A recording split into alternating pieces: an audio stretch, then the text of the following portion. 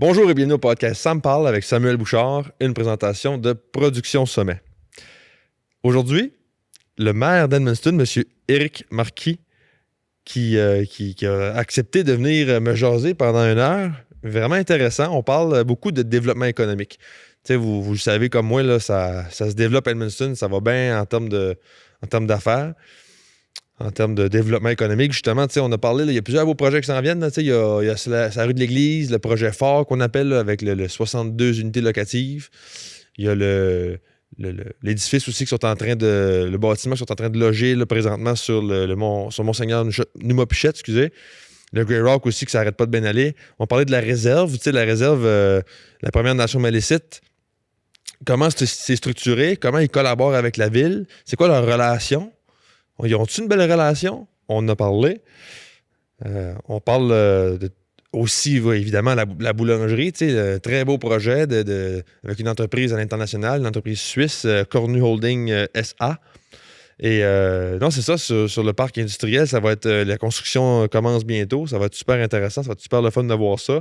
On parle de toutes ces choses-là. Développement économique, la culture aussi.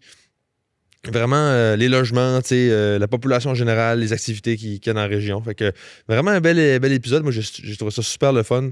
C'est un sujet que j'aime beaucoup, le développement économique.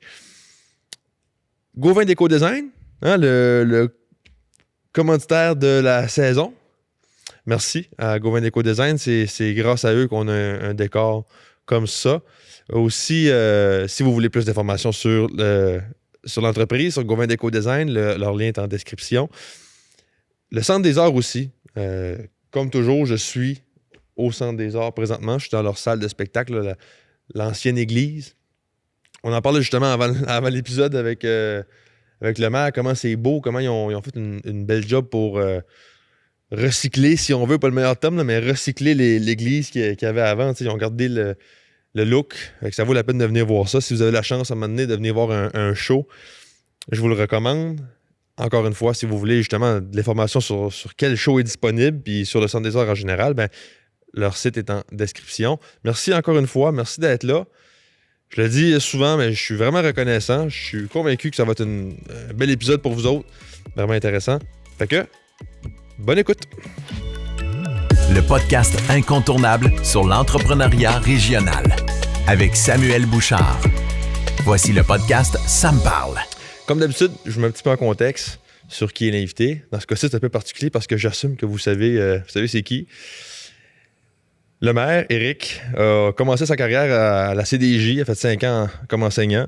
Après ça, il est allé directeur à l'école de Rivière-Verte, Mathieu Mazerolle. Ensuite, il a complété sa maîtrise en administration scolaire pour revenir à la CDJ comme chef d'équipe puis directeur adjoint. Il a fait ça pendant 13 ans. Depuis 5 ans, il est avec le district scolaire francophone du Nord-Ouest en tant qu'accompagnateur pédagogique. Puis évidemment, il est le maire de la ville d'Edmundston depuis 2021.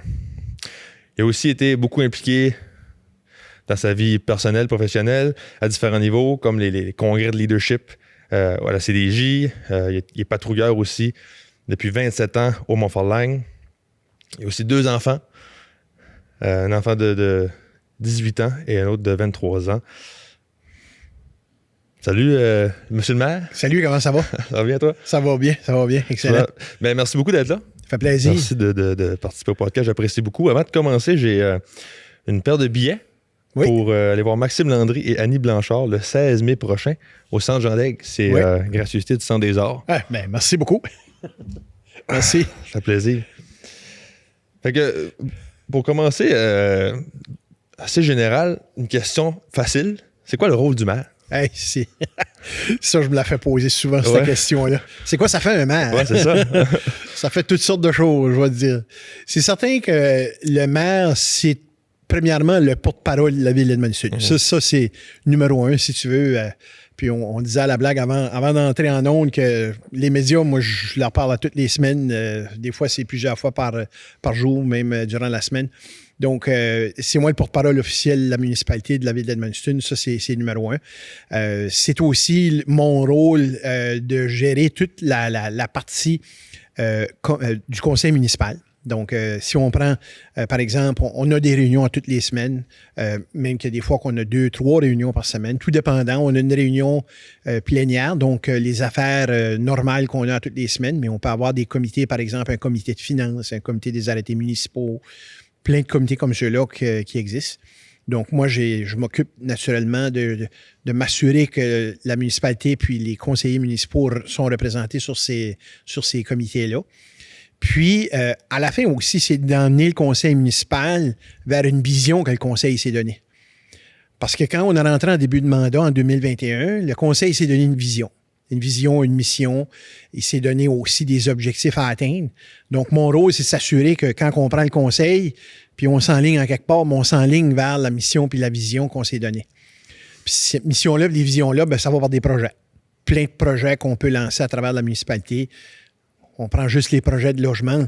C'est un gros mandat que le conseil municipal s'est donné. Donc, on s'assure que la mission qu'on s'est donnée pour augmenter l'offre en matière de logement se fait là. Donc, je dirais que, écoute, c'est un peu de tout. Je le disais, là, bon, le conseil municipal, c'est ma responsabilité. Les citoyens et les citoyennes, je veux dire, j'ai été élu par les citoyens et les citoyennes.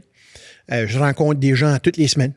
J'ai des gens dans mon bureau, peut-être pas tous les jours, mais souvent. Les gens viennent me voir, me questionner des défis qu'ils ont. Ouvertement comme ça ou en prenant rendez-vous? Ou je vais dire souvent, les gens m'écrivent sur Facebook. Okay. Je dirais que 90% du temps, les gens m'écrivent sur Facebook. Monsieur le maire, je voudrais te rencontrer pour jaser d'un projet X, Y, Z. Puis oui, pas de problème, viens me voir mardi à 2h. Viens me voir à mon bureau. Les gens pensent que ça prend c'est tout un processus pour venir voir un maire. Là. Moi, premièrement, je suis une personne, je me suis toujours considéré très accessible. Donc, les gens qui veulent venir me voir, puis mon adjointe le sait, là. S'il y a quelqu'un qui veut me voir, c'est moi qui vais le voir. Des fois, c'est certain, c'est des questions plus techniques, je vais les référer à quelqu'un dans l'organisation. Mais quand ça vient le temps de regarder des idées que les citoyens et les citoyennes ont ou des défis, parce qu'il y en a, là, on est une ville. Ils m'envoient un message, puis je les rencontre, puis on regarde qu'est-ce qu'on peut faire, puis si je peux les aligner vers un département ou du personnel, c'est ça mon rôle que je fais là. Puis plus concrètement, y a-tu un rôle décisionnel, c'est-à-dire de trancher sur des décisions que c'est le maire qui a le dernier mot? C'est drôle, hein, parce que quand tu deviens maire, tu ne prends plus nécessairement de décisions. Parce que les décisions, c'est les conseillers et les conseillères. Le seul temps que le maire va prendre une décision, c'est quand je dois casser un vote. Puis depuis 2021, c'est jamais arrivé. OK.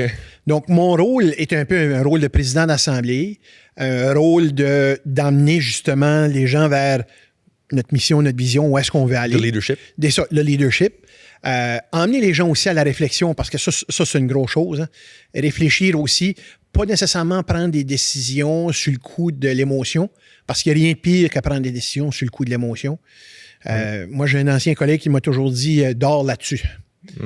Parce qu'il n'y a rien de pire qu'à prendre une décision là, puis le lendemain, tu te dis hey, « j'aurais peut-être pas dû aller dans cette direction-là, j'aurais peut-être dû prendre plus de temps puis réfléchir à mon affaire ». Puis j'utilise encore ça, moi, aujourd'hui, dans mes choses. À moins que ce soit de quoi d'hyper urgent, je veux dire, le feu brûle, ben là, il faut l'éteindre. Mais normalement, une décision, moi, je dis aux gens, vous prenez le temps de la réfléchir, de la mûrir, puis ensuite de ça, là, on peut prendre une décision qui est saine. Fait que, pour répondre à ta question, j'ai jamais eu à trancher sur une décision comme telle. Quand j'étais conseiller municipal, par contre, là, oui, parce que je votais à chaque réunion publique, chaque motion, donc on a le devoir de voter sur les motions qui sont présentées. Puis si on précise un peu plus sur le monde des affaires à Edmundston, encore là, une question plus ouverte, comment ça va en général, les affaires? Je dirais que ça va très bien. J'ai fait l'état de la cité, l'état de la cité dernièrement, puis j'ai apporté un document avec moi que j'avais eu quand j'étais allé à la réunion annuelle de la CBDC au mois de juin passé. Puis j'ai été agréablement surpris de voir toute la partie PME. Parce qu'on sait, la force d'une municipalité comme Edmundston, oui, c'est certain que des grandes entreprises comme les Twins, les Paris-Sun, les IPL, c'est certain que ça en prend. Mais de le dire qu'on va en avoir des entreprises comme celle-là qui vont nous apparaître à toutes les années, c'est un peu rêve en couleur. Par contre, de l'autre côté, on a les PME. Puis les PME, c'est ce qui fait une base solide d'une communauté. C'est ce qui fait que les gens peuvent s'asseoir ensemble, même s'ils sont en compétition, peuvent aussi se parler. Puis ils peuvent partager des choses, ils peuvent voir jusqu'à quel point ils peuvent faire avancer la communauté. Quand j'ai vu à la CBDC les chiffres qui démontraient, durant les 2 dernières années, le nombre de PME qui ont été créés dans la municipalité, puis régionalement aussi, puis le nombre d'emplois aussi qui ont été gardés, parce qu'on sait qu'une PME, c'est facile à dire qu'on va créer une PME, mais la garder, la faire vivre, puis la faire survivre, c'est une autre chose. J'ai vraiment été surpris de voir jusqu'à quel point les PME réussissent quand même très bien dans notre communauté. Ça fait en sorte que le monde des affaires est quand même très, très, très intéressant. Puis, le parallèle que je peux faire avec ça, on a dans la région, depuis 1 an, des entrepreneurs, encore là, qui font de la construction, mais ces entrepreneurs-là travaillent avec des entrepreneurs d'Edmundston. Puis, il y en a 2 en particulier que je parle avec régulièrement. Puis, eux autres, là, ils sont vraiment, mais vraiment contents de voir le travail qui peut se faire à l'intérieur de la communauté. Puis, la facilité de pouvoir parler avec les gens aussi, mais le professionnalisme aussi que nos entrepreneurs apportent. Ça, je dis toujours, là, c'est de l'argent en banque. Là. Quand tu peux montrer que tu es professionnel puis tu fais un très bon travail, bien, quand il y aura un 2e, un 3e puis un 4e contrat, là, on n'aura pas de gêne à aller te demander à nouveau de vouloir revenir à travailler pour nous autres. Mm-hmm. Fait que c'est tout en notre avantage de continuer à faire avancer nos PME puis les encourager, nos PME. On a une chambre de commerce qui est très, très forte. On l'a vu encore là, à l'État de la Cité, la présidente le mentionnait, là, le nombre de membres à la PME, je ne peux pas me rappeler exactement, par capita, là, je pense qu'on est le plus gros au Nouveau-Brunswick. Ouais. Fait que ça aussi, là, c'est quelque chose de solide.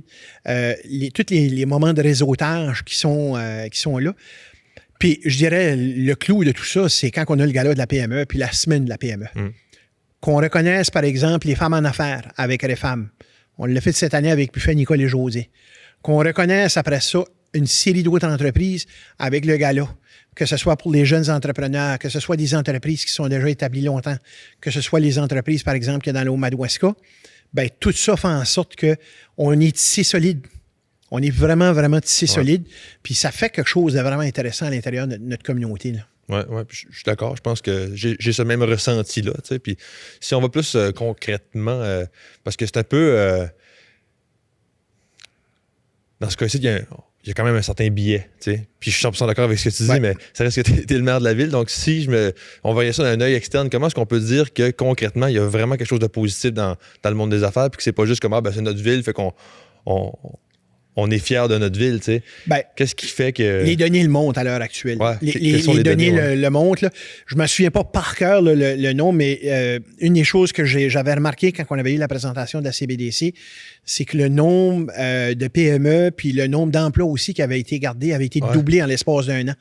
J'ai dans la tête une quarantaine, c'était 92 ou 95 en l'espace d'1 an seulement. L'autre chose qu'on voyait aussi, c'était le nombre de PME, le nombre de gens qui voulaient ouvrir une PME, qui ont été voir la CBDC pour avoir du financement.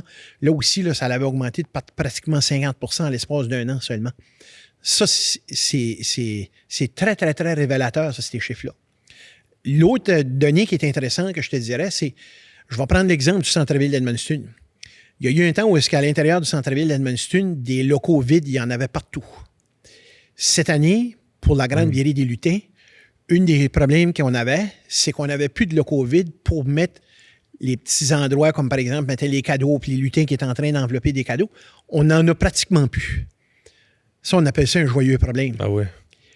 L'autre chose qu'on va voir arriver, c'est pas tellement loin ici du Centre des Arts, avec la construction du logement phare, où est-ce qu'il va y avoir du logement en haut, puis du commercial tout en bas. Puis déjà là, les promoteurs me le disent, ils commencent déjà à avoir des demandes pour savoir à quoi ça va ressembler, là, le premier plancher. Parce qu'une des choses qu'on a, puis un des défis qu'on a à l'intérieur du centre-ville, c'est qu'on a très peu de gens qui y demeurent. On a beaucoup de business. On a le Carrefour, on a des bureaux, on a tout ça. On n'a pas beaucoup de gens qui demeurent dans le centre-ville.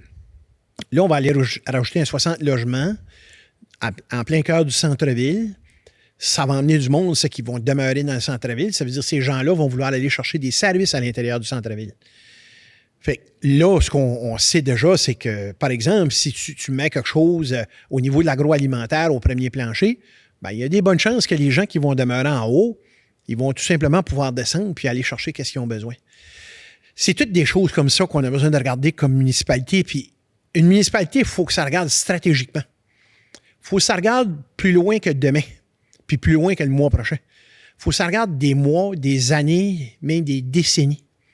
Puis les gens nous disent, ben tu travailles dans l'air du temps, tu travailles dans, dans 10 ans d'ici, on n'est pas là, mais c'est parce que moi, je me souviens quand j'ai commencé ma carrière, puis je me regarde aujourd'hui, puis je me dis, Colin, il me semble que j'ai juste commencé à travailler hier, puis là, aujourd'hui, je suis rendu là. Bien, le temps, ça roule très, très, très vite. Puis si on n'est pas stratégique, puis si on ne fait pas les choses comme il faut, bien, le défi qu'on peut avoir, c'est que dans 10 ans d'ici, on peut arriver et on peut se dire, bien, c'est de valeur parce qu'on aurait peut-être dû penser autrement, faire les choses autrement 10 ans passés. Mais là, on est devant un fait accompli. Fait que comme municipalité, justement, on a besoin de s'assurer qu'on est vraiment stratégique à plusieurs niveaux, là, que ce soit au niveau du développement économique, développement communautaire, développement social, culturel, et ainsi de suite. Il faut vraiment avoir ce mindset-là. Là. Ça serait quoi la cause, selon toi, de ce développement-là, de cet engouement-là entrepreneurial? Écoute, une des choses, c'est que Edmundston a eu un accroissement assez important. En population? En population. Edmundston est la deuxième ville au Nouveau-Brunswick qui a augmenté le plus dans les 2 dernières années après la ville de Moncton, en termes de pourcentage. En pourcentage, en pourcentage, c'est ça. C'est quoi les chiffres à peu près? On m'a dit c'est aux alentours du 3 à 4 %. Écoute, on n'a pas vu ça, ça fait des décennies qu'on n'a pas vu ça à Edmundston. Puis c'est plus à Edmundston qu'ailleurs, parce qu'on sait à grandeur du pays, il y a beaucoup d'immigration les dernières années. Oui, bien Edmundston, justement, parce que on a de quoi d'intéressant, on a une université, on a un collège communautaire, puis on a de l'emploi. Okay. C'est ça. C'est une des choses qu'on voit. Puis, il n'y a pas de cachette à faire là. La grande majorité des personnes qui sont déménagées ici sont des personnes nouvelles arrivantes. Ouais. Puis moi, quand je dis nouvelles arrivantes, c'est des nouveaux arrivants canadiens, américains, puis partout à travers le monde. Il y a des gens qui nous viennent de partout parce qu'on sait qu'il y a des emplois. On a des professionnels qui ont eu des emplois à l'intérieur de l'hôpital d'Edmundston. On en a qui travaillent pour le district scolaire, on en a qui travaillent pour l'université, puis il y en a qui travaillent à l'épicerie du coin aussi, parce qu'on les a de besoin. Ouais. Puis il y a beaucoup de monde qui viennent de... Comme, mettons, Canada, États-Unis, évidemment, il y a un certain pourcentage des nouveaux arrivants qui viennent de ces régions-là. Mais souvent, quand on parle de nouveaux arrivants, on parle de l'Afrique ou l'Europe ou peu importe. Oui. Puis est-ce qu'il y a quand même une bonne... Est-ce qu'on attire quand même les Québécois, les Ontariens, les Américains? Oui. Puis, j'entendais justement... tu parlais tout à l'heure des Américains. Je parlais avec un entrepreneur la semaine passée. 2 personnes du Texas qui sont déménagées ici pour venir justement l'appuyer à l'intérieur de son entreprise. Puis lui, il veut développer un côté États-Unis à son travail. Là, c'est drôle parce qu'on a envie de dire on touche plus aux États-Unis. Mais pour lui, dans le type de travail qu'il fait, il y a cette possibilité-là. Donc, lui, il a été chercher ces gens-là pour pouvoir arriver puis l'appuyer. Vraiment, vraiment, vraiment intéressant là, de voir ça. Fait que je dirais que oui, c'est là, cette possibilité-là. Puis il faut en profiter. Puis je peux comprendre qu'il y a des gens que ça les agace puis ça les dérange, mais je peux dire que si on n'avait pas les nouveaux arrivants, on serait sérieusement dans le trouble pour plusieurs entreprises. Puis je vais dire entreprises, mais je vais dire aussi des entreprises de services. L'exemple numéro 1, c'est l'hôpital d'Edmundston. Si on n'avait pas des personnes qui nous proviennent de l'extérieur, on serait dans un sérieux pétrin. Parce qu'une des choses qu'on voit à Edmundston, c'est que, on voit un vieillissement de la population. Donc, la population active diminue beaucoup. Puis de l'autre côté, il y a très peu. Il y a des naissances, mais il n'y en a pas autant comme on voudrait voir. Donc, l'accroissement naturel ne se fait pas nécessairement comme l'accroissement naturel n'est pas à la même vitesse que le départ des personnes qui vont à la retraite. Puis on s'entend, l'accroissement naturel, pour avoir une personne qui est apte à pouvoir travailler, c'est une 20aine d'années. Ouais. Donc, si on a des périodes très basses, puis on est dans le milieu de cette période-là, ça prend au moins une 10-15aine d'années avant de pouvoir arriver puis reprendre le dessus. Ça fait que c'est des défis, puis ça fait partie, ça, de qu'est-ce qu'une municipalité a besoin de regarder. Quand les données statistiques Canada sortent, là, on est les premiers, nous autres, à arriver puis les rouvrir puis dévorer qu'est-ce qu'il y a là-dedans parce qu'on a besoin d'avoir un portrait de quoi ressemble notre municipalité puis à quoi va ressembler notre municipalité dans 5 ans, dans 10 ans, dans 15 ans, dans 20 ans, dans 30 ans.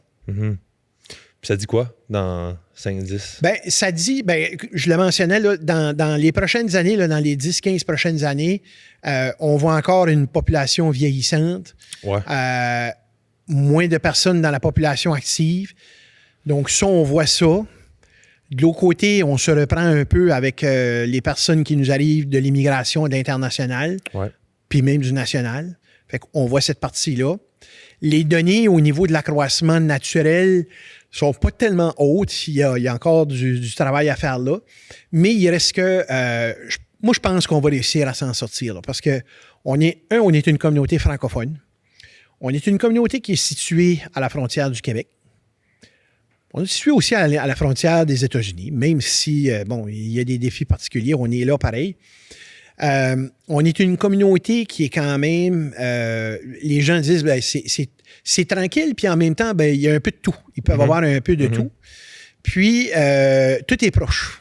Puis, quand on dit proche, tu sais comme moi, là, tu vas aller à Québec un matin, t'embarques dans ta voiture, tu y vas. Puis, tu veux revenir le soir, tu peux y revenir. C'est ça la proximité de justement avoir ces grands pôles-là, ces grands centres-là, très, très proche de nous autres. J'étais à Fredericton ce matin, je suis parti à 6 heures pour venir ici. Fredericton, c'est quoi? 2h15, 2h30. C'est très facile, on peut y aller. On a accès à des services-là. Donc, on a cette possibilité-là. Là. Ça me fait penser aussi un peu à l'agrandissement du territoire. Là, depuis plusieurs années, la ville agrandit son territoire. Est-ce que c'est parce qu'il y a une augmentation de population? Puis est-ce que ça a un lien avec le développement économique? La question de l'agrandissement du territoire est premièrement due à tous les changements qui se sont passés dans les municipalités au Nouveau-Brunswick. En 2021, moi, quand je suis arrivé maire, la province du Nouveau-Brunswick puis le gouvernement de l'époque avait dit les municipalités dans la structure qui sont à l'heure actuelle, c'est plus réaliste. 300 municipalités, des municipalités de 250-300 personnes. Puis après ça, tu as des grandes municipalités comme Moncton, Fredericton, Saint-Jean. C'était une situation de comme trop de chefs passés d'Indiens? Hein? Pas nécessairement. C'est que c'est pas viable. Financièrement, une municipalité que tu as 4, 5, 600 personnes, même 1000 personnes, c'est plus viable aujourd'hui. Donc, le gouvernement de l'époque... Pourquoi pas, rapidement? C'est parce que c'est les coûts. C'est une question financière.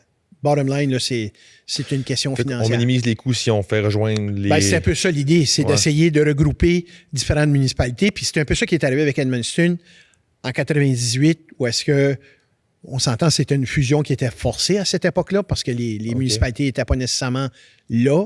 Il y avait Verrette, Saint-Jacques, Saint-Basile et l'ancienne municipalité d'Edmundston, donc se sont fusionnés ensemble.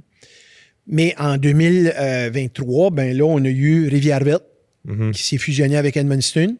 On a eu une partie du DSL de Saint-Jacques et une partie du DSL de Saint-Joseph. Donc, tout ça, ces différentes parties-là, on parle d'à peu près 700 personnes à Rivière-Verte, puis à peu près la même quantité, là, les deux DSL, fait en sorte que, oui, la municipalité a agrandi en termes de nombre, a agrandi aussi en termes de... Territoire. C'est ça, en termes de kilomètres carrés. Puis, ça donne un peu plus, ça donne une meilleure viabilité aux anciennes communautés. Rivière-Verte, moi, je me souviens, là, la dernière année, un des défis qu'il y avait, c'est qu'il y avait un camion d'incendie qui était plus utilisable. Puis, je me souviens, un des conseillers municipaux qui est avec nous aujourd'hui, le conseiller Saint-Germain, il m'avait rencontré puis il m'avait dit, Eric, y a-t-il une façon qu'Edmundston peut nous aider? On n'a pas le moyen d'acheter un camion d'incendie. Avez-vous un vieux camion que vous pouvez nous prêter parce que le leur avait lâché? Puis ça tombait comme bien parce qu'on en avait un, on venait d'avoir un camion neuf, donc on leur a prêté. Puis quand on a fusionné avec les deux municipalités, on a remis un peu la main sur notre camion pour finalement s'en départir. Mais si on n'avait pas été là, il y aurait eu des sérieux problèmes parce que là, il y aurait eu un manque au niveau de camions d'incendie pour la communauté de Rivière-Verte. C'est certain qu'on ne laisserait jamais personne dans le trouble, puis on les laisserait jamais pas de camions d'incendie. Je veux dire, on aurait été leur aider de toute façon, mais c'est une des raisons pour laquelle qu'aujourd'hui, on regarde des situations comme celle-là, puis le fait de pouvoir les rassembler ensemble permet d'avoir une meilleure force. Moi, personnellement, je reste à Rivière-Verte. Ouais. Puis c'est ce que j'entends. Ça fait pas longtemps que je suis là, mais j'ai entendu un peu des gens de la place dire qu'il y a une différence puis que c'est positif. Ouais. By the way, là, c'est ce que j'ai entendu. Moi, je ne peux pas comparer, mais c'est ce que j'ai entendu. Là, j'aimerais parler parce qu'il y a plusieurs beaux projets. On en a parlé un petit peu tantôt. Il y a plusieurs beaux projets qui s'en viennent. Premièrement, tu sais, il y a une boulangerie artisanale de l'entreprise Cornu Holding SA qui va permettre la création de 50 emplois d'ici 2031. C'est bien ça? Oui, c'est ça. Puis ça va nécessiter aussi un investissement de 32 millions. Oui. Mais le 32 millions, il vient d'où? C'est eux autres. C'est la OK, compagnie. OK, ouais. OK. C'est un projet, ça, je vais te dire, c'est un projet qui nous a presque tombé du ciel. OK. À peu près presque 2 ans passés, j'avais été invité à un souper avec un entrepreneur que je connaissais pas, un entrepreneur suisse, qui voulait nous rencontrer. Puis on est allé manger au Chantal Steakhouse ensemble, puis jaser avec lui. Puis il y avait dans l'idée de vouloir développer son produit, mais son produit était déjà vendu au Canada, sauf qu'il était produit en Europe. Les coûts d'exportation étaient phénoménaux. Donc, pour lui, son plan, c'était d'ouvrir une entreprise au Canada ou aux États-Unis pour pouvoir arriver, puis pouvoir fournir ces entreprises ici. Puis les Loblaws de ce monde, les IGA, les Costco, et ainsi de suite, là, ben, ça fait toute partie de ces compagnies qui achètent de lui. Puis, on a eu quand même plusieurs rencontres. On faisait face quand même à des grosses... on avait de la grosse compétition. Là. On avait il y avait une place pas tellement loin de Montréal. Il y en avait une aux États-Unis. Il y en avait une aussi au Nouveau-Brunswick. Puis finalement, c'est Edmundston qui a été choisi. Puis je vais dire que j'étais très, très fier du personnel municipal de la ville d'Edmundston. Puis aussi des gens d'Opportunité Nouveau-Brunswick, les gens du gouvernement. Là. J'étais vraiment fier du travail qui avait été fait parce que c'est vraiment pas évident. Monsieur Cornu, un homme très, très, très sympathique. J'ai eu la chance de m'asseoir plusieurs fois avec lui. Un homme qui aime beaucoup la pêche. Il est même venu ici, là, il voulait pêcher dans les alentours. Mais il y avait quelque chose de spécifique qu'il voulait pour loger cette entreprise-là. Puis, ça a demandé à la municipalité d'être très créative. Créative au niveau de, le terrain, créatif au niveau de... qu'est-ce qu'on peut offrir, par exemple, en termes d'aide à une entreprise comme celle-là qui veut venir s'installer au Nouveau-Brunswick? Puis, il n'y a pas juste nous autres aussi. Là, je veux dire, le gouvernement du Nouveau-Brunswick puis le gouvernement du Canada aussi est impliqué là-dedans. Donc, ça nous a demandé de s'asseoir à la table puis regarder différentes options pour arriver puis lui faire une proposition d'un terrain, justement, dans le parc industriel. Pouvoir emporter les services-là, l'appui avec Énergie Edmundston. Donc, tout mettre ça ensemble, lui faire un beau paquet puis lui dire, voici qu'est-ce qu'on a à vous offrir. Puis, l'année passée, au mois de septembre, il nous a appelés puis il nous a dit, il nous félicitait parce que c'est nous autres qui avaient été retenus. Donc là, c'est ça, il est venu pas tellement longtemps avant les fêtes pour officialiser le tout. Déjà là, on est en train de faire les tests de terrain, les tests de sol, puis la construction devrait débuter là, au courant de... Comme la neige va être fondue, là, les projets devraient commencer là. Quand je dis que c'est un projet spécial, c'est parce qu'un projet comme celui-là qui nous vient de l'international, c'est pas de quoi qu'on a à tous les jours. Le dernier remonte dans les années 90 avec Goodison Textile. Puis peut-être les vieux de la vieille vont se rappeler de ça, là, quand ça a été construit en haut du parc industriel. Mais on n'en a pas eu d'autres depuis ce temps-là, un projet de cette envergure-là. Donc, vraiment content là, de voir que ça va s'installer. Puis tu as parlé de 50 emplois, ça, c'est sa première phase. OK. Mais M. Cornu a beaucoup d'idées, puis il y a d'autres phases aussi qui pourraient venir. Puis, naturellement, avec d'autres phases, ça en amène d'autres emplois, des emplois spécialisés dans le domaine de la pâtisserie, ou est-ce que c'est lui-même qui donne la formation aux gens là, sur qu'est-ce qu'il fait là. Je dirais qu'on va avoir quelque chose d'intéressant dans le parc industriel qui va se faire. La construction devrait commencer au printemps, avec une production qui devrait se lancer aux alentours de 2027. Nice. Est-ce que, premièrement, c'est quoi le facteur ou le critère qui a décidé, qui a fait pencher la balance vers Edmundston? Honnêtement, là, c'est le contact humain qu'on a eu avec lui. Pour vrai?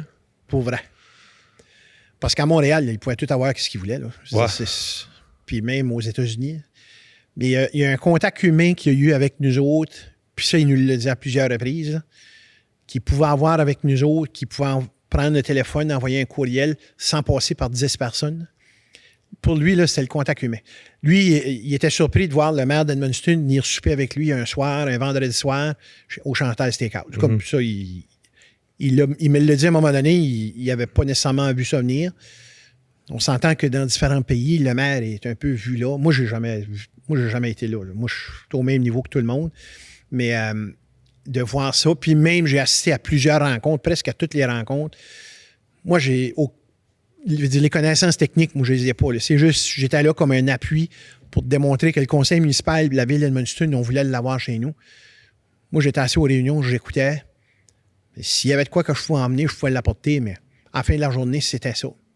ta question du début, là, quand on a commencé tout à l'heure, c'est ça que ça fait un maire. C'est d'être là pour écouter les gens. Puis des fois, même si le maire ne dit pas grand-chose, juste sa présence fait en sorte que ça allume une lumière chez des gens. Puis, M. Cornu, c'est un peu ça que ça a fait. Lui, c'était le contact humain. C'est certain que, bon, le terrain, c'était intéressant. Les subventions de la province du Nouveau-Brunswick, c'était intéressant.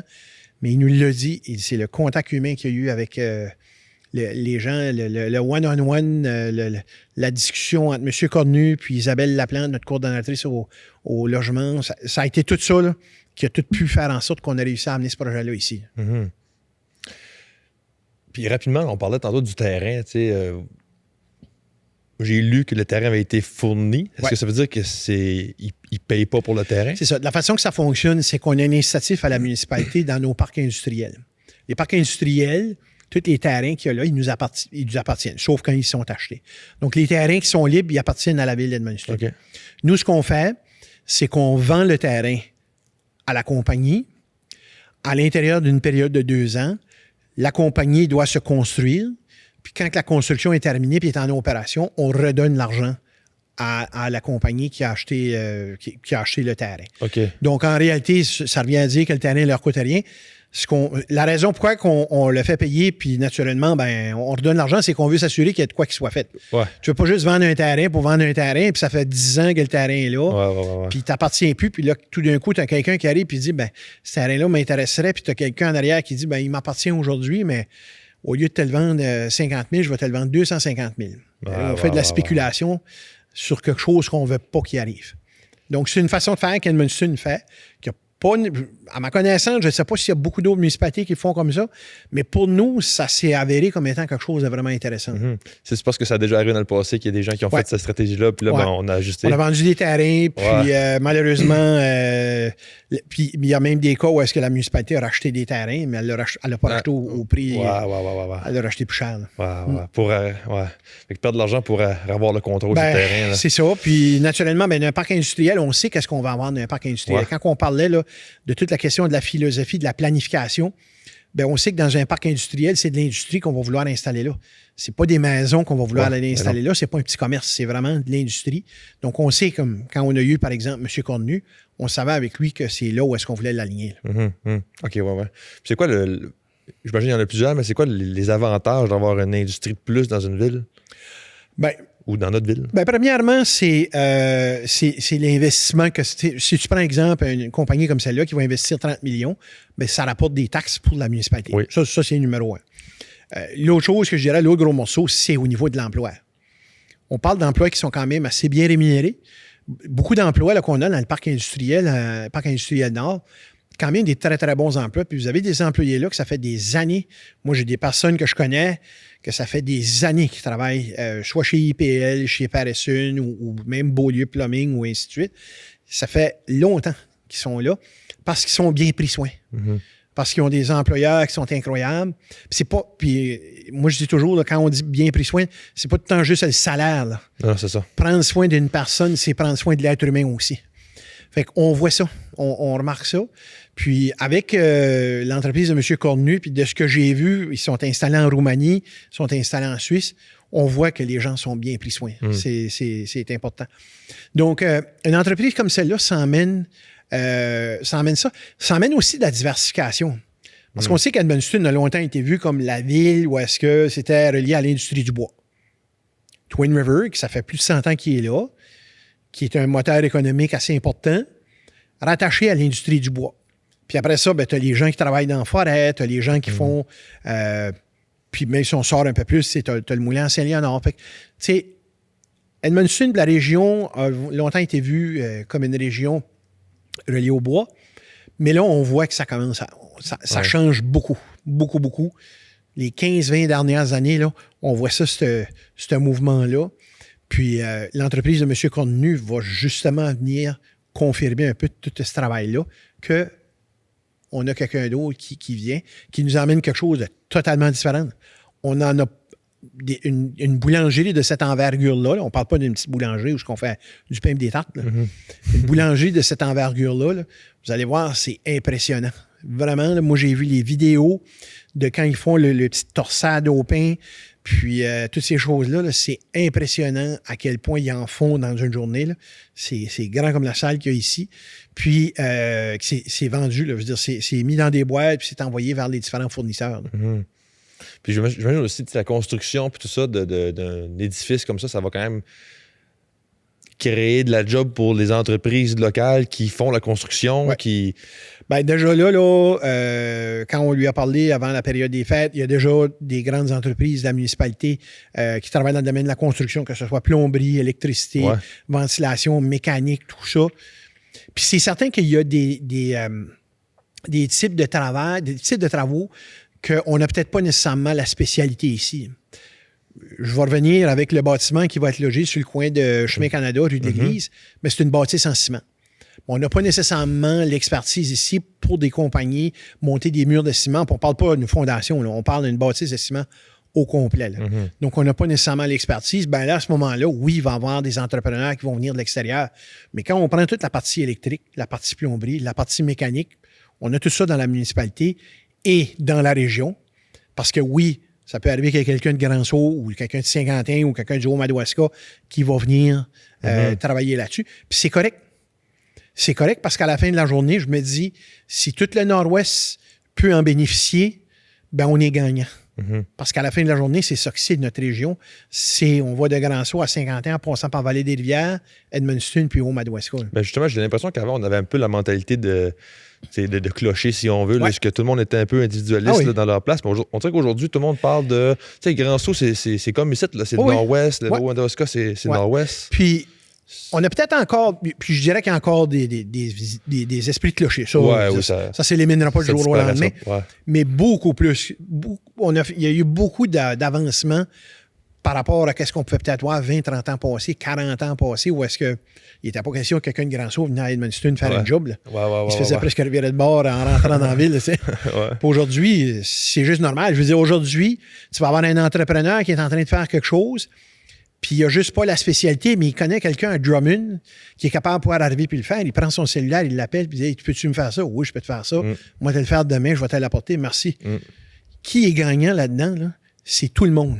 Parce que c'est la personne ici qui a un problème, le réparateur qui va essayer de l'arranger, mais qui a besoin de l'aide de la personne de Drummond. À la fin de la journée, les trois sont gagnants. Puis comment...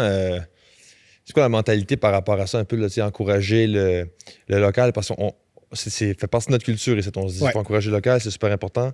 Puis je suis d'accord avec ça. C'est quoi la mentalité de la municipalité par rapport à ça? T'sais, par exemple, dans les projets comme ça, les gros projets, est-ce qu'on va... pour une expertise qu'on possède, est-ce qu'on va favoriser à tout prix une entreprise locale? Bien, justement, là, quand on a sorti les projets de logement 1 an et demi, 2 ans passés, quand on a sorti les terrains municipaux, comme par exemple sur Monseigneur-Pichette, dans le coin de Gagné-Zaitchik, plein d'autres là, qui vont sortir, par exemple, celui-ci dans le centre-ville, puis d'autres qui vont sortir éventuellement.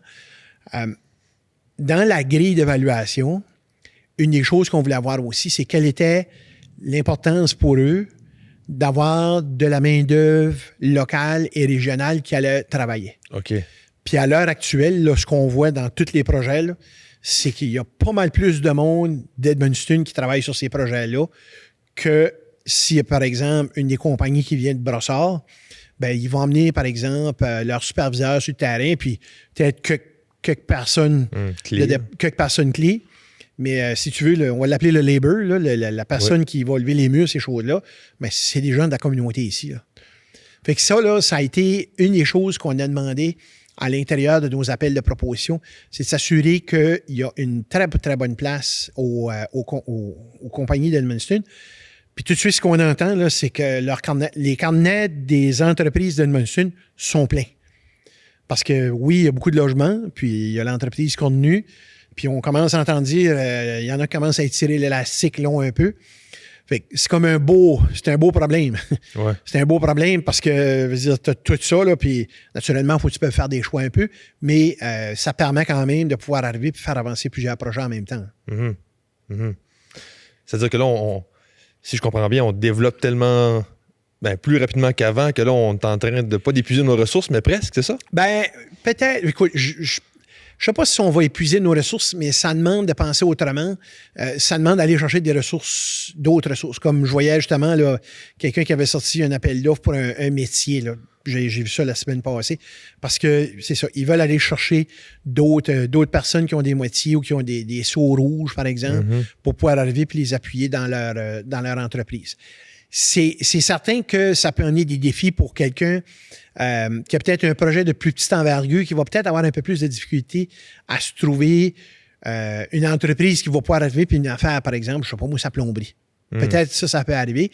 Mais je me dis, on ne peut pas mettre ces opportunités-là de côté. Il faut sauter dessus parce que les derniers grands développements qu'on a vus à l'intérieur de la municipalité, on remonte des années 1980. Là. Ah oui? Ça date, ça fait quand même un bout, là. Les années jusqu'à la fin des années 80, milieu 90, des gros développements qu'on a vus, par exemple, dans le coin d'Edmundston, même pas Edmundston-Est, mais je dirais plus la partie Bouchard-Fils. Ouais. Ben, des gros projets comme ceux-là, on en voit de moins en moins. Qu'est-ce qu'on qualifie de grands projets? Ben, écoute, à l'époque, c'était des développements au complet. Là. C'était des rues au complet qui étaient rouvertes, des maisons qui étaient logées. Un peu, je te dirais un peu comme on voit, par exemple, si on va à Dieppe ou si on va à Moncton, on rouvre une rue qui n'était pas là, puis tu retournes 3 ans après, puis tu t'aperçois qu'il y a 3 autres rues d'ouvertes en arrière de ça. Ben, ça, des projets comme ceux-là, dans la municipalité ici, ça remonte facilement dans les années 80, depuis qu'on a vu les dernières. Là, on remplit, si tu veux, beaucoup de places, des trous, des endroits, ça va être rempli. Puis c'est un peu ça que la municipalité a voulu faire aussi avec ses terrains, qui était de remplir les terrains municipaux qu'on avait. Celui-ci, au coin de la rue, ça fait au-delà de 20 ans qu'il est libre, puis il y a une opportunité incroyable. Là, puis on le sait, là, les gens ont sauté dessus. Il y en a d'autres. Là. L'Université de Moncton travaille sur un projet à l'heure actuelle où est-ce qu'il y a le musée actuel. Ils ont un très beau projet là aussi qui peut être intéressant.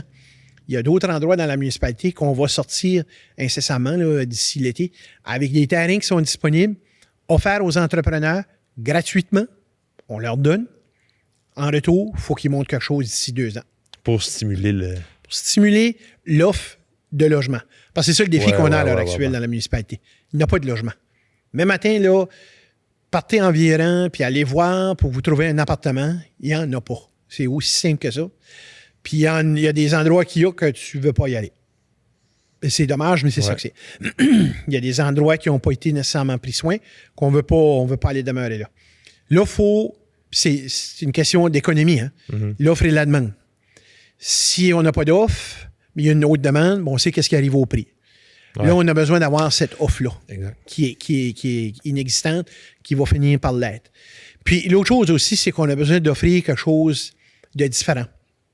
On a parlé à la dernière réunion publique, un projet de logement pour personnes soit qui ont sous spectre de l'autisme, soit qui ont un handicap physique, une problématique au niveau de la santé mentale.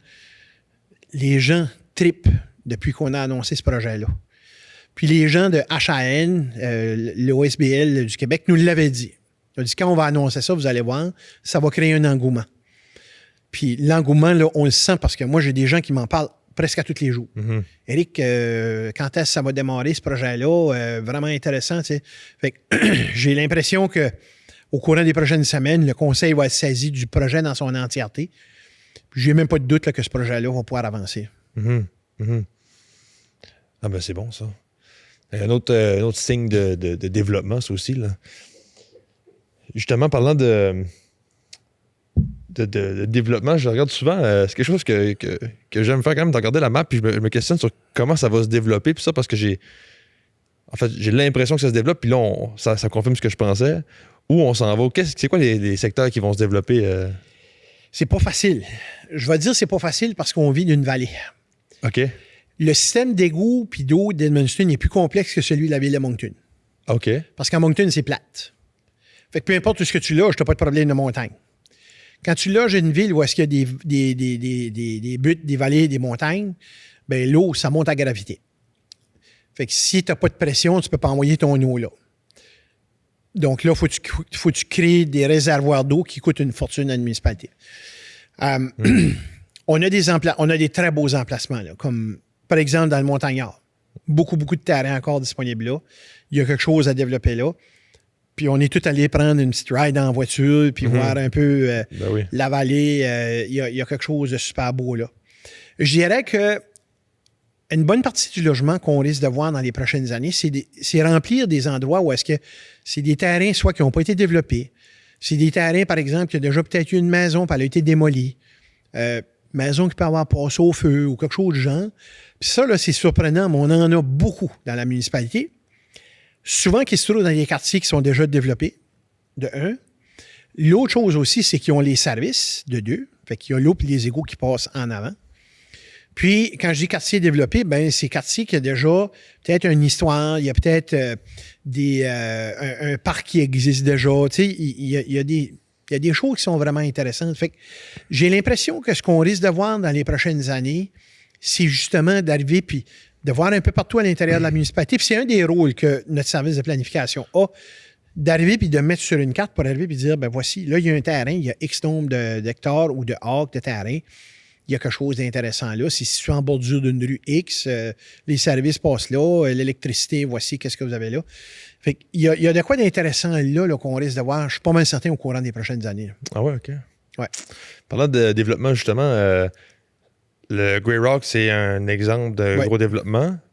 Il y a une particularité, c'est que c'est sur la réserve. Oui, exactement. Moi, je suis curieux de savoir comment ça fonctionne, la collaboration, si on peut dire ça comme ça, entre la ville et la réserve. Est-ce que... Parce que ça file un peu comme s'ils ont leur propre municipalité. Là, puis je sais même pas c'est quoi leur organisation, puis c'est quoi le lien entre la ville et la réserve? Ben, premièrement, sur la Première Nation ici, ils ont leur propre conseil de banque. Ça ressemble un peu à un conseil municipal. Ils ont des élections. Je crois qu'eux autres, leur élection, c'est aux 3 ans. La chef Bernard, que je connais très, très bien en passant. Donc, ils ont leur propre conseil de banque. Puis, ils prennent les décisions à l'intérieur même de leur organisation. Si on prend le Grey Rock, puis si on prend pas juste le Grey Rock, si on prend toute la réserve au complet, le Grey Rock, mais aussi la partie du bas, on a une très bonne relation parce que Edmundston est le fournisseur de services à plusieurs niveaux pour la Première Nation. L'eau, c'est nous autres qui leur fournit l'eau. Service d'égout, même chose. Service d'électricité, c'est la même chose. Service de protection d'incendie, là aussi, c'est le service d'incendie de la ville d'Edmundston qui... fait que s'il arrive un incendie sur la Première Nation, c'est nos pompiers qui y vont. S'il y a un problème électrique, c'est Énergie Edmundston qui va y aller. S'il y a une cassure d'eau dans terre, c'est nos gens de travaux publics qui vont y aller. Fait que on a de quoi d'intéressant là parce que c'est un acheteur de services. Ouais, c'est ça. À la fin de la journée, puis je ne peux pas me rappeler exactement le nombre de maisons puis de commerces qu'il y a là, ben, je veux dire, c'est quand même des très, très bons clients. Là. On regarde juste sur le Grey Rock avec le casino, l'hôtel, le développement commercial qu'il y a tout en haut. Ben, c'est tous des clients de la ville d'Edmundston. Autant pour le niveau d'eau et d'égout, au niveau électricité aussi. Fait que c'est un très, très bon partenaire. Puis je vais dire, quand on regarde la Première Nation ici du Madawaska, ils sont une couche, mais vraiment une couche en haut là, de beaucoup. Là. Parce qu'on voit qu'ils ont mis beaucoup l'accent sur le développement économique, mais aussi sur l'appui auprès des membres de la Première Nation. Ils ont des services, par exemple, au niveau des soins de la santé, au niveau d'appui, au niveau travailleurs sociaux, et ainsi de suite. Ils sont vraiment, mais vraiment bien organisés. Là. Fait que dans leur cas, mettons, parce à ma connaissance, quand on fait partie de la ville, on est citoyen, on va payer nos taxes, puis cet argent-là va être utilisé pour nous fournir des services. Même chose avec la province puis le pays. Dans leur cas... Ils ne payent pas de taxes à Edmundston. OK, c'est ça. Non, c'est ça. Ils ne payent pas de taxes à Edmundston. Même chose pour les entreprises sur la réserve. Oui, c'est ça. C'est tout géré par la Première Nation. Nous, ce qu'on fait, c'est que on facture... Ben, si on prend, par exemple, au niveau électrique, ben, il y a un compteur après la maison ou le commerce, ben, la ville d'Edmundston envoie la facture directement au client. Même chose pour l'eau et les égouts. Le service d'incendie, lui, on a développé un contrat de service qu'on offre à la Première Nation en fonction du nombre de maisons, en fonction du nombre de services, en fonction du niveau de risque qu'il peut avoir à l'intérieur d'une communauté. Donc, la Première Nation reçoit la facture une fois par année, puis ils payent en retour la municipalité. Mais la partie taxation, ben, ça ne fonctionne pas du tout de la même façon, puis je ne serais pas le meilleur placé pour t'expliquer comment être. La chef pourrait être quelqu'un d'intéressant que tu pourrais rencontrer à un moment donné. Oui. Pour justement pouvoir expliquer un peu plus comment est-ce que toute leur partie financière fonctionne à l'intérieur de la réserve. Là. Ouais. Fait que, rapidement, si je comprends bien, c'est un très bon partenaire économique. Sauf que j'imagine qu'il y a un petit hic avec ça, un petit désavantage pour la ville, c'est que si par exemple, dans 10 ans, ça a extrêmement développé sur le Grey Rock, pour dire quelque chose, tous les revenus qui seraient reliés avec les taxes, si c'était sur un terrain de la ville, il y aurait des taxes, mais là, ils ne sont pas là. Oui, ça, c'est vrai. De l'autre côté, c'est que si on va sur la Première Nation, puis les gens qui y travaillent là, ben c'est beaucoup, beaucoup de personnes d'Edmundston, puis de toute la région. Ça fait que je me dis, s'ils n'étaient pas là, toutes les personnes qui travaillent là n'auraient pas nécessairement... il n'y aurait pas d'emploi là, certains. Oui. Est-ce que ça veut dire qu'ils seraient ailleurs ou qu'ils seraient sans emploi? Fait que je dirais que il y a deux côtés à cette médaille-là à regarder. Oui. Puis, mais à la fin, je me dis c'est un très, très bon client là, pour la municipalité. Puis, de l'autre côté, ben, ça donne de l'emploi à, mon Dieu, plusieurs centaines de personnes, puis ça doit être plusieurs cents. Là. Puis aussi, c'est une très belle visibilité pour la ville. Absolument. Parce que, tu sais, par exemple, le casino qui semble très bien fonctionner, ben, ça attire des gens de l'extérieur dans la ville. Oui. Puis écoute, ils sont en train de faire un gros projet, là, une salle après le casino. Oui. Je veux dire, tu passes en avant de ça matin et soir, et puis il y a tout le temps du monde là. Tu regardes juste le nombre de véhicules qui rentrent puis ils sortent. Puis l'autre chose, ben, ça fait en sorte que quand les gens arrêtent, ben, il y en a pour qui ils arrêtent plus que juste arriver puis dire qu'ils vont mettre du gaz puis manger d'un petit restaurant en haut. Peut-être dire, ben écoute, on va aller rester au Quality Inn, mais après ça, on va aller au Jardin botanique, ou on va aller au Mont-Farlagne, ou on va aller passer là dans ce temps-ci, c'est des motoneiges, je veux dire, des remorques puis des motoneiges, je veux dire, il y en a plein de stationnements. L'été, vous allez là, ben c'est les VTT, le sentier de VTT pas juste en arrière de l'hôtel. Donc, même si c'est là, ça a des répercussions positives pour toute la municipalité. Mm-hmm. Ça, c'est clair. Parce que les gens ne restent pas juste là, ils ne restent pas juste dans leur chambre d'hôtel. Ils sortent de là puis ils vont explorer beaucoup plus grand autour de tout ça. Là. Ben oui, 100%. Mais en tout cas, pour clore sur la réserve, je pense que c'est très positif parce que c'est pas partout, là, même. Je pense que c'est remarquable la beauté ou la qualité de la réserve qu'il y a ici. C'est pas partout au Canada que c'est comme ça. Non, puis ça, je le disais là, tout à l'heure, là, ils sont une coche en haut de beaucoup d'autres. Ils ont eu une vision, un peu comme la municipalité a fait. Puis aussi, comment est-ce qu'ils voulaient planifier puis développer leur terre. Vraiment, là, puis oui, moi aussi, là, je me suis promené à plusieurs places au Nouveau-Brunswick puis au Canada. Puis les gens, quand ils viennent voir la réserve ici, ils disent « Oh, c'est quelque chose. C'est vraiment, vraiment, vraiment intéressant. » Y a-t-il encore du monde? Parce que j'ai entendu parler un petit peu, là, on est plus dans les spéculations un petit peu, là, puis tu pourras me corriger, mais qu'il y avait un petit peu de réticence, il y avait un petit peu de personnes de la ville qui disaient que, le Grey Rock se développe, puis c'est pas bon, puis je sais pas trop qu'est-ce qu'ils disaient, mais y a-t-il encore un peu de ça ou c'est... Je n'entends beaucoup moins parler. Moi, je me souviens d'avoir entendu parler dans le temps, quand le Grey Rock développait. Mais aujourd'hui, je dirais, en tout cas, pas moi, à mon niveau, là, c'est pas de quoi que j'entends encore aujourd'hui. Je pense qu'on réalise que c'est positif, en tout cas. Exactement. C'est mon opinion toujours, là, mais avant de rentrer dans le segment Braillon du podcast, y a-t-il quelque chose que tu aimerais dire à la population d'affaires, population générale? Ben écoutez, moi, à chaque fois que je rencontre les gens d'affaires, je leur dis, continuez votre travail. Les gens reconnaissent le travail qu'ils font. Ils reconnaissent qu'est-ce qu'ils sont prêts à donner à la communauté. Puis moi, je suis le premier à leur dire de ne pas lâcher. Parce que oui, on a eu des périodes qui ont été très difficiles dans la communauté. Là. On n'a pas besoin d'aller bien, bien loin. On a juste besoin de se rappeler durant la COVID comment est-ce que les entreprises ont eu de la difficulté ici. Quand la province du Québec, on ne pouvait plus y aller, puis l'État du Maine, on ne pouvait plus traverser. Les hôtels ont été les premiers à souffrir. Les restaurants ont été les deuxièmes. On ne pouvait plus aller manger dans un restaurant. Ça a demandé de penser vraiment en dehors de la boîte. Mais aujourd'hui, on les regarde, ces entreprises-là qui sont encore là aujourd'hui, sont plus fortes là que jamais. Puis même s'il y a des difficultés à l'heure actuelle avec notre voisin, on l'a vu encore justement la semaine passée avec un reportage à Radio-Canada, les entreprises, les commerces d'Edmundston ont connu des ventes records depuis... J'ai envie de dire depuis que le nouveau président est là, parce que les gens ont arrêté ou ont réduit de beaucoup d'aller traverser de l'autre côté pour aller faire leurs emplettes. Mhm. Ils le font ici. Mhm. Ça vaut de l'argent, ça. Ouais. Ça vaut beaucoup, beaucoup d'argent. Ça garantit des emplois. Ça garantit la pérennité de l'entreprise aussi. Ouais. Puis ça favorise le développement économique de la région. Ben, c'est clair. Puis est-ce qu'on pourrait dire, j'imagine que oui, mais est-ce qu'on pourrait dire que le développement économique contribue directement à la qualité de vie de la population? Mais c'est certain que quand tu as un bon développement économique, ça aide aussi. Naturellement, quand tu as un développement économique très, très rapide, des fois, ça emporte des défis. On l'a vu justement avant la période des fêtes avec un phénomène qu'on connaissait peut-être pas tellement dans la municipalité, qui est les personnes itinérantes, qui en passant existent, ça fait des années. À Edmundston, on a des personnes itinérantes à Edmundston, ça fait, mon Dieu, pas mal plus longtemps qu'on peut le penser. Ah oui, OK. Qui ne paraissaient peut-être pas tellement, mais qu'aujourd'hui, on les voit un peu plus.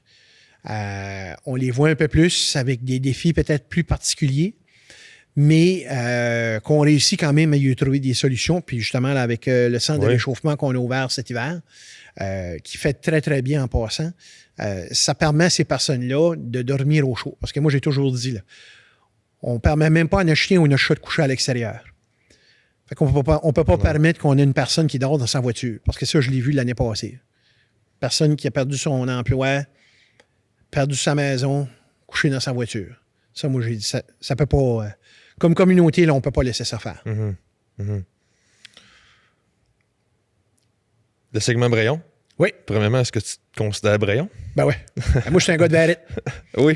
Je suis un gars de Verrette. J'ai venu au monde là. J'ai passé toute ma vie ici à Edmundston. Puis j'avais dit ici à Edmundston. Ouais. Puis fier de mes racines. Ouais. Ah oui, définitivement. On peut-te dire que la culture brayonne est en croissance ou en déclin? Écoute, je dirais peut-être pas en croissance, peut-être pas en déclin. Là, j'en ai envie de dire qu'elle est comme sur un pied de stabilité. C'est certain que, on va dire, l'éléphant dans la salle, quand la foire brayonne est un peu disparue, ça a eu cet impact-là. De l'autre côté, ben, le Festival Royal, qui n'a pas du tout le même objectif que ce qu'était la foire brayonne. Puis il y a encore des gens qui essaient de comparer les deux, puis je leur dis, vous êtes dans le champ, là. Tu peux pas comparer des pommes et des bananes. Non, c'est ça. Oui, c'est deux fruits, mais à la fin de la journée, ça goûte pas la même affaire, puis ça fait pas la même chose. Donc, je continue de croire, moi, qu'il y a une place à la culture brayonne, puis à la démonstration brayonne dans la communauté. Il y a déjà des gens qui m'ont approché, puis moi, je leur ai dit, amenez-nous un projet. Là. Je veux dire, moi, c'est... Puis Festival Royal, c'est un peu ça qui s'est passé. Les gens nous ont arrivé avec un projet, puis ils ont dit, on était intéressés à faire ça. Qu'est-ce que la municipalité peut faire pour nous appuyer? Là, on est dans le game. Mais quand quelqu'un vient me dire, toi, le maire, organise donc ça, la foire brayonne. Ouais. Je peux pas faire ça. Là. Puis c'est pas ça mon rôle. Ouais. Mon rôle, c'est d'encourager les gens pour arriver et dire, pondez-nous quelque chose, venez nous voir. Après ça, on va regarder qu'est-ce qu'on peut mettre ensemble. Puis quelle place concrètement prend la culture au sein du conseil municipal? Bien, culture, c'est un grand mot, hein, parce que oui, on parle de culture brayonne, mais on parle, moi je dis toujours numéro 1, culture francophone. Okay. La partie de la langue française, elle est très, très importante pour nous autres. Même que conseillère Power est une fervente défendrice de ce dossier-là. On brasse des idées là, justement pour... les gens vont dire, ben pourquoi on n'a pas de problème avec la langue française ici? C'est pas vrai. On peut avoir des défis, puis ça peut venir pas mal plus vite qu'on pense. Puis c'est facile de se faire assimiler. Donc, on a du travail à faire à ce niveau-là. Je pense que même que le prochain conseil municipal, ça devra être un gros morceau là, du travail qu'ils auront à faire pour continuer à garantir l'accessibilité à la langue française. Puis pour les personnes qui ne parlent pas français, ben leur offrir cette possibilité-là. Leur offrir les outils pour pouvoir arriver. Puis pas qu'on veut les éliminer dans leur langue maternelle, mais qu'on veut aussi qu'ils comprennent la langue de la communauté ici. 100%. Puis tu sais, j'imagine que c'est encore plus vrai aujourd'hui avec l'immigration. Tu sais, on augmente la population rapidement, puis il y a des gens qui viennent de partout, comme les États-Unis, justement, qui peuvent être anglophones. C'est quoi les mesures qu'on prend pour protéger notre français? Bien, un des travaux qu'on a à faire, c'est justement avec les personnes nouvelles arrivantes, s'assurer qu'ils peuvent aller chercher le niveau de formation qu'ils ont besoin pour pouvoir arriver puis avoir, On ne demande pas d'avoir une conversation de podcast, mais au moins pouvoir avoir une conversation de 1 à 1 où est-ce que les gens vont pouvoir se comprendre. Ben oui. Puis ça, je dirais que c'est un travail qu'il va falloir qu'il soit fait là, avec nos organisations en matière d'immigration pour s'assurer que les personnes qui nous arrivent de l'international, s'ils parlent juste anglais, ben, il faudra qu'ils arrivent puis suivent la formation à ce niveau-là. Ah oui, OK. Ça, c'est de quoi qu'il va falloir qu'il se fasse. L'autre chose qu'on a besoin de se positionner, c'est comme organisation municipale, quelle place on veut donner à la langue française au niveau des affaires. Puis, on l'a vu, là, il y a des municipalités qui ont pris, par exemple, des mesures pour exiger que l'affichage soit en français de façon majoritaire. C'est-tu de quoi qu'on veut aller? C'est-tu de quoi qu'on veut pas aller? Comme au Québec, la loi 101 et tout ça. La loi 101. La ville de Dieppe, on fait ça. Le village de Kedgewick l'a fait aussi. Donc, on aura besoin de se positionner sur un dossier comme celui-là parce qu'il reste qu'à la fin de la journée, Edmundston est à 96 quelques % majoritairement francophone. Encore aujourd'hui? Encore aujourd'hui. Ah oui, hein? Oui, encore aujourd'hui. OK. Ouais. On va voir dans le prochain sondage. Ça peut avoir changé un petit peu, mais on est quand même une région, une ville, une région très, très, très francophone. Puis écoute, on n'a pas besoin d'aller loin, là. On va à Grand-Sault. Oui. Ben, je parlais avec le maire de Grand-Sault justement hier. Puis, lui, à l'intérieur de sa municipalité, la partie anglophone dépasse je pense que c'est le 24 ou le 25 %. OK. Grand-Sault est à 30 minutes d'ici, là. Ouais. Fait que tu vois déjà une différence là-dessus. Ça a beaucoup d'avantages pour nous autres d'être francophones parce que moi, j'ai rencontré des nouveaux médecins qui sont déménagés dans la région. Puis la première chose qui ont vraiment resté surpris, c'est qu'on parle français. Mm-hmm. Parce que pour eux, ils pensent que tout le monde qui est au Nouveau-Brunswick parle anglais. Ouais. Puis quand on s'assoit avec eux autres puis on a une petite jasette, ça change vraiment beaucoup. Puis on a des écoles françaises, tu t'en vas dans les commerces, tu peux te faire servir dans ta langue. Donc, ça fait en sorte que ça ouvre bien des portes. Sur exemple, quand tu vas aller chercher un médecin qui arrive puis qui veut quitter le Québec ou qui veut quitter une autre province, mais qui cherche un milieu francophone où est-ce qu'il peut se loger puis avoir sa petite vie puis sa petite famille, on a la place ici pour ça.